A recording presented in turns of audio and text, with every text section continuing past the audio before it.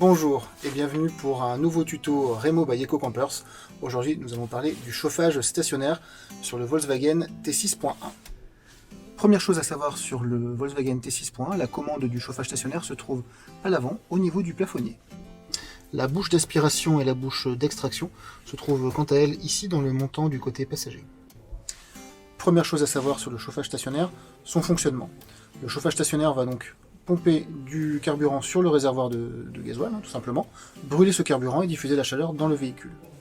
Naturellement, pour qu'il fonctionne correctement, une certaine quantité de carburant sera nécessaire dans le réservoir.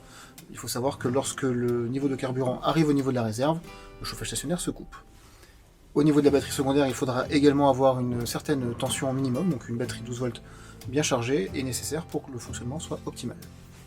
Il existe trois modes de fonctionnement sur le chauffage stationnaire du Volkswagen T6.1.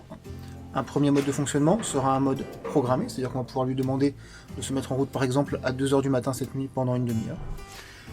Un autre mode de fonctionnement avec le bouton ici tout à gauche lui permettra d'être mis en route instantanément sur une durée qui a été préprogrammée.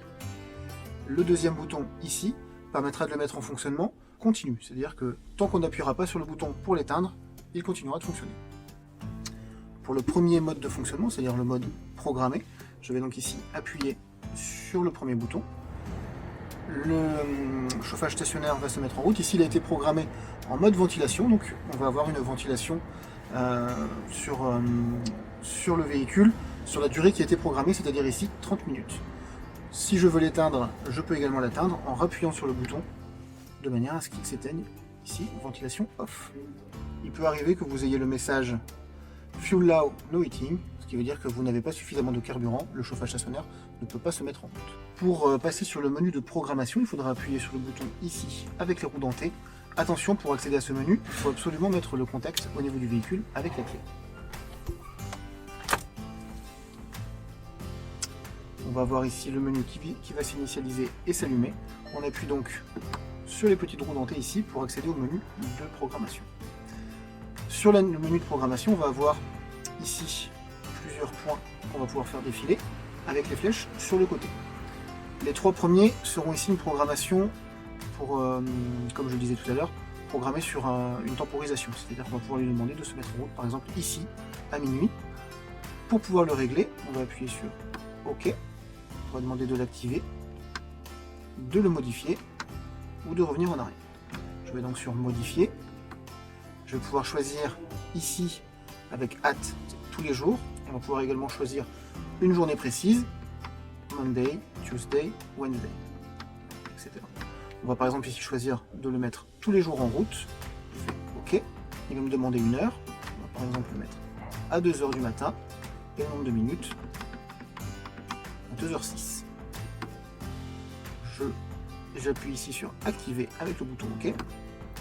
Et donc là, il est programmé à 2h06 du matin pour un fonctionnement programmé. Quand vous avez programmé une heure, vous voyez ici qu'à côté de l'heure de départ, vous avez une petite coche qui est activée.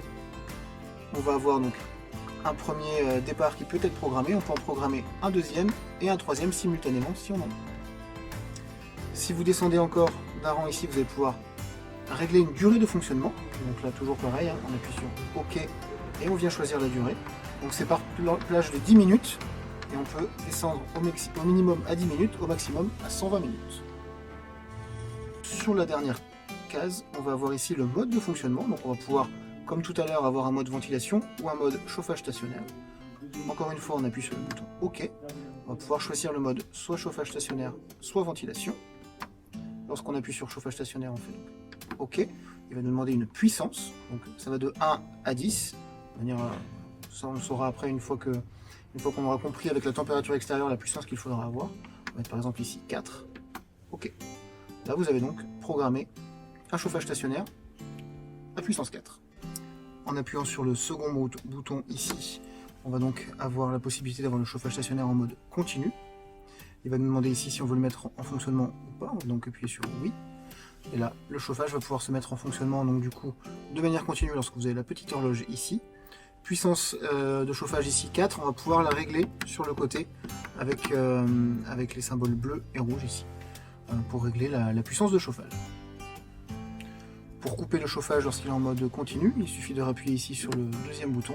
Et on va voir ici qu'il vient de s'éteindre.